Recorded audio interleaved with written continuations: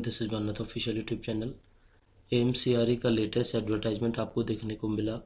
Telegram channel के माध्यम से, यूट्यूब चैनल से और डिफरेंट सोशल मीडिया से आपको पता लगा कि एमसीआरई का एडवर्टाइजमेंट है जो इशू हो चुका है। तो ड्राफ्ट एडवर्टाइजमेंट आपको देखने को मिला। अगर आपने ड्राफ्ट एडवर्टाइजमेंट देखा है और आज यानी कि 13 जून को जो लेटेस्ट एडवर्टाइजमेंट इशू किया है एम्स के अंदर से, अगर वो आपने नहीं देखा है तो दोनों में बहुत डिफरेंस है। क्योंकि ड्राफ्ट एडवर्टाइजमेंट के अंदर एक बेसिक से ग्रुप कोड बताते हैं आपको, लेवल जो ग्रुप कोड का पोस्ट कोड नंबर 2 है, जिसके अंदर आपके असिस्टेंट, सुपरिंटेंडेंट और डब्ल्यू की पोस्टें होती हैं। 33 वैकेंसीज ड्राफ्ट एडवर्टाइजमेंट के अंदर आपको दिखाई गई। लेकिन अगर आज आप देखते हैं फाइनल एडवर्टाइजमेंट के अंदर जो ऑफिशियली एमसीआरई की वेबसाइट पे अपडेट हुआ है, उसके अंदर 43 वैकेंसीज आपको देखने को मिलती है। इस एडवर्टाइजमेंट के अंदर काफ़ी इंस्टीट्यूट्स होते हैं, मेजर इंस्टीट्यूट्स हैं, सेंट्रल गवर्नमेंट के एंड ऑटोनोमस बॉडीज़ के इंस्टीट्यूट्स आपको देखने को मिलते हैं। बट एक नए एम्स की रिक्रूटमेंट भी आपको इस एडवर्टाइजमेंट के अंदर देखने को मिलेगी, जिसका नाम है एम्स रेवाड़ी। तो एम्स रेवाड़ी आपका कहाँ लोकेट करता है? एम्स रेवाड़ी आपका हरियाणा के अंदर लोकेट करता है।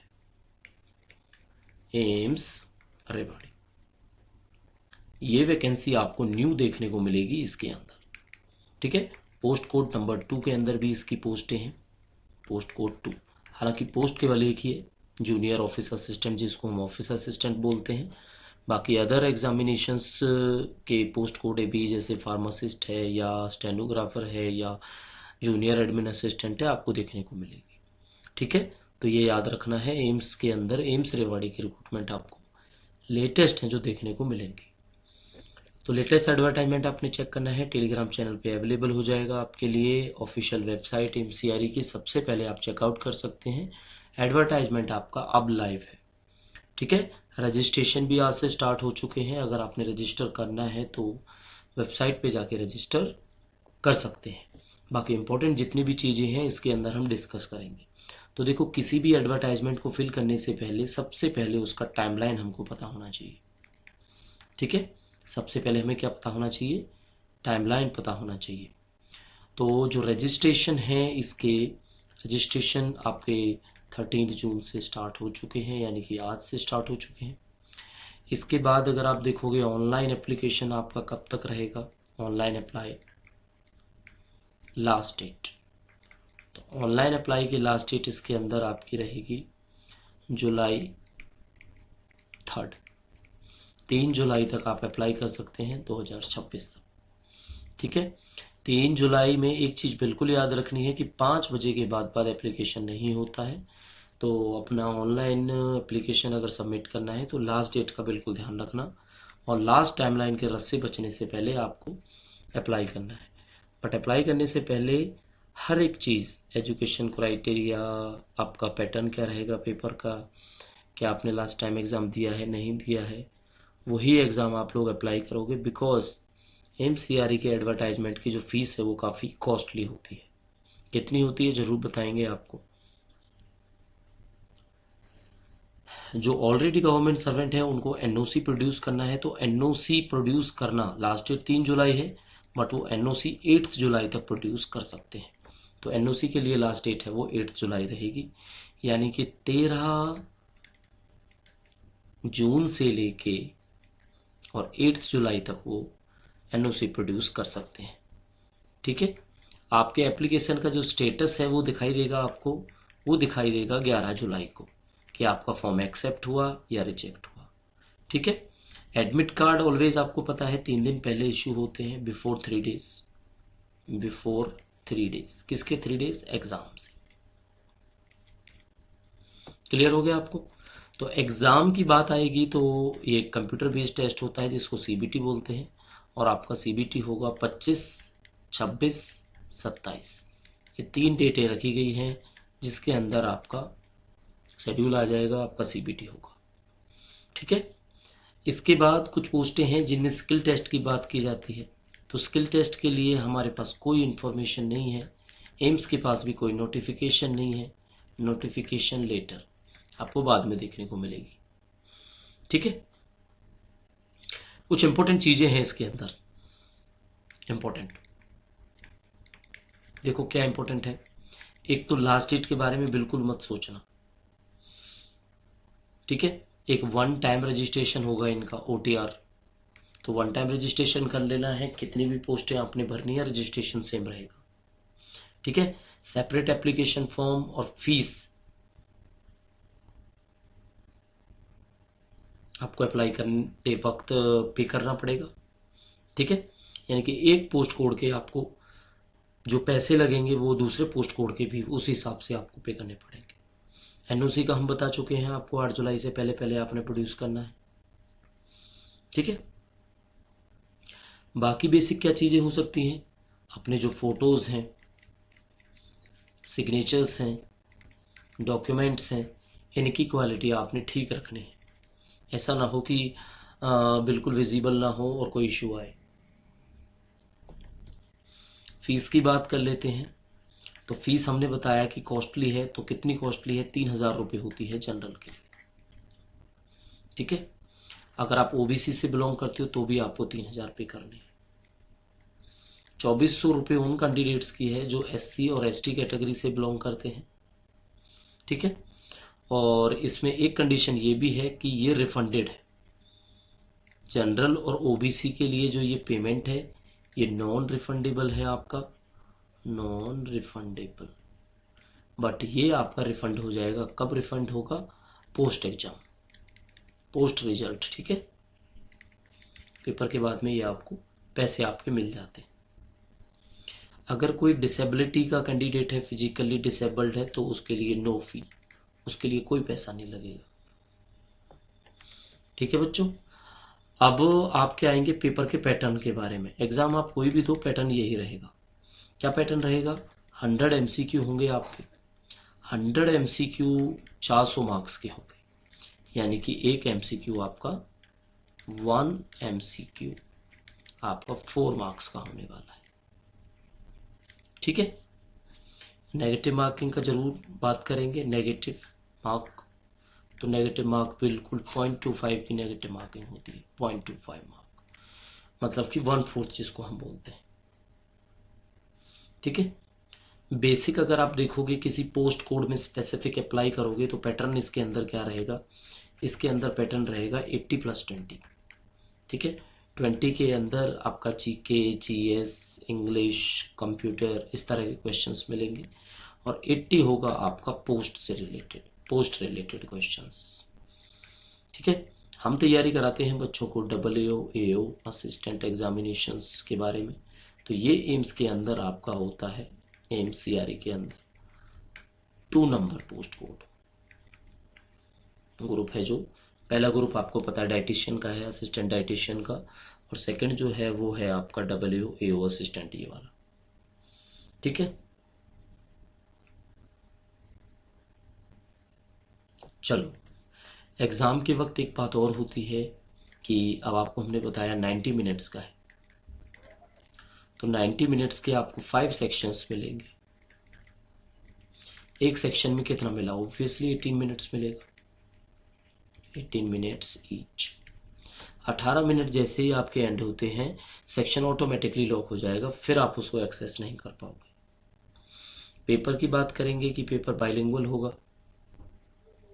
तो ऑब्वियसली उनमें बाइलिंगुअल होगा जिसमें 12th है और 12th है जो, लेकिन इंग्लिश में केवल होगा जो टेक्निकल यानी कि डोमेन आपका पेपर है, यानी कि आप जो पेपर दोगे MCRE AA हो गया, तो पोस्ट स्पेसिफिक जो पॉइंट्स हैं आपके वो बेसिकली इंग्लिश लैंग्वेज के अंदर देखने को मिलेंगे, ठीक है। मिनिमम क्वालिफाइंग मार्क्स कितने रहेंगे कि भाई इससे कम अगर आपके मार्क्स आए, चाहे सीटें आपकी वेकेंट रह जाएं बट आपका सिलेक्शन नहीं होगा। जनरल और EWS का आप देखोगे 40% होता है, OBC का आप देखोगे 35% होता है, SC हो, ST हो, डिसेबल्ड हो तो ये चेक करना आप 30% होता है, ठीक है। अब हमसे बच्चे वो पूछेंगे जिस कैटेगरी से वो बिलोंग करते हैं, OBC, EWS। अगर आप OBC से बिलोंग करते हो तो 2026-27 का जो फाइनेंशियल ईयर है इसका आपका सर्टिफिकेट होना चाहिए। EWS से करते हैं तो 1 अप्रैल से बात है इसके बारे में भी, 1 अप्रैल 26 से लेके 3 जुलाई 2026 का आपका होना चाहिए। ठीक है, 3 जुलाई क्यों? क्योंकि लास्ट डेट से पहले पहले आपको होना चाहिए। अगर आप ईडब्ल्यूएस से अप्लाई करते हो और आपके पास सर्टिफिकेट नहीं है तो अभी अप्लाई मत करना, पहले अपना सर्टिफिकेट इशू कराओ इस डेट के अंदर अंदर, 3 जुलाई से पहले पहले। क्योंकि 3 जुलाई के बाद अगर 4 को भी हुआ, आपका सिलेक्शन हो जाता है तो बाद में आपको डिबार कर देंगे, आपका कैंडिडेचर कैंसिल हो जाएगा। इस बात का बिल्कुल याद रखना आप लोग। ठीक है, चलो अब कुछ बच्चों के रिन्यूअल की बात आती है सर्टिफिकेट्स में, SC ST का है, OBC का है। तो सिंपल सी बात है, अगर रिन्यू नहीं हुआ है, रिन्यूअल की आपके पास स्लिप है कोई, तो उसको आप अपलोड करो, फिर भी आपका काम चल जाएगा। याद रखना ये बात। ठीक है, तो देखो ये तो था आपका बेसिक क्राइटेरिया। डिफरेंट पोस्टें हैं इसके अंदर, काफ़ी सारी पोस्टें आपको देखने को मिलती हैं। सबसे पहले हम पोस्ट कोड की बात करेंगे 2 के बारे में। तो पोस्ट कोड 2 में क्या है बच्चों? पोस्ट कोड 2 में जो देखने वाली बात है वो है कि असिस्टेंट डब्ल्यू की वैकेंसी इसी के अंदर होती है। ठीक है, टोटल जो इंस्टीट्यूट्स हैं, टोटल इंस्टीट्यूट्स हैं जो इसके अंदर भाग ले रहे हैं वो है 32। इसमें एम्स भी हैं, rural health care training centres भी हैं, कुछ ICMR के इंस्टीट्यूट्स हैं, ESI की वैकेंसीज हैं। तो इस तरह से टोटल 32 इंस्टीट्यूशंस हैं जो इसके अंदर पार्टिसिपेट करते हैं। ठीक है,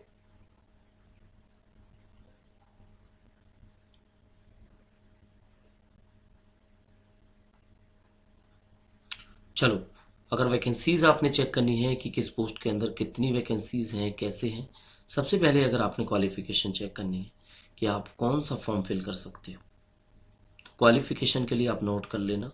वैसे एडवर्टाइजमेंट तो 168 पेजेस का है, पूरा एडवर्टाइजमेंट पढ़ना चाहते हो तो आप पढ़ सकते हो। ठीक है, कितना है? 168 पेजेस का ये एडवर्टाइजमेंट है जो आपको देखने को मिलता है। इसमें जो एनेक्शंस हैं क्वालिफिकेशन के वो आपके पेज नंबर 26 से स्टार्ट होते हैं। पेज 26 से आप देख पाओगे एजुकेशन क्वालिफिकेशन के बारे में। ठीक है, पेज 26 से। इसके बाद अब वैकेंसीज की बात आएंगी, कितनी वैकेंसीज हैं कितनी नहीं है, तो आपको नेक्स्ट एनेक्शर में जाना पड़ेगा और वो एनेक्शर आपको लास्ट में मिलेगा बिल्कुल। ठीक है, किसमें मिलेगा? लास्ट में मिलेगा। तो पेज नंबर एग्जैक्टली आपको अभी देख के बता देते हैं। ये एनेक्शर 2 है आपका, एनेक्शर 2। एनेक्शर 2 के अंदर आप देखोगे तो पेज नंबर 110 से लेके 110 से आप अपने पोस्ट का ब्रेकअप देख सकते हो। तो LDC UDC का ग्रुप है, ग्रुप नंबर 3, उसमें भी काफ़ी अच्छी खासी पोस्टें इसके अंदर देखने को मिलती हैं। पोस्ट कोड 2 के अंदर भी पोस्टें जो हैं हमने आपको बता दी, टोटल 43 पोस्ट हैं। ठीक है, कितनी पोस्ट हैं इसके अंदर? 43 पोस्ट हैं। 43 में से आप डब्ल्यू की बात करोगे तो बड़ी कम वैकेंसीज हैं। एक आपका मंगलगिरी के अंदर है आई थिंक डब्ल्यू की पोस्टें,